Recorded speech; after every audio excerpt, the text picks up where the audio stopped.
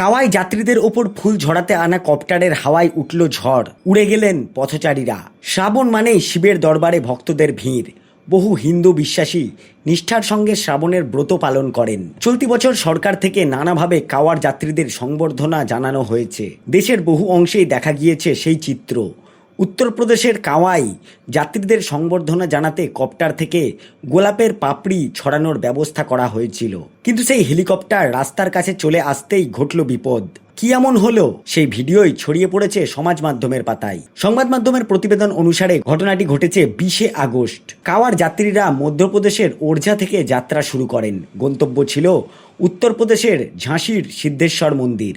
উত্তরপ্রদেশ সরকার সিদ্ধেশ্বর মন্দিরের কাছে রাস্তায় হেলিকপ্টারের মাধ্যমে কাওয়ার যাত্রীদের ওপর ফুল ছড়ানোর বন্দোবস্ত করা হয়। সেই সময় কপ্টার রাস্তার একদম কাছে চলে আসায় ঘটে ঘটনাটি। যদিও সেই ঘটনায় কেউ আহত হননি বলে জানা গিয়েছে।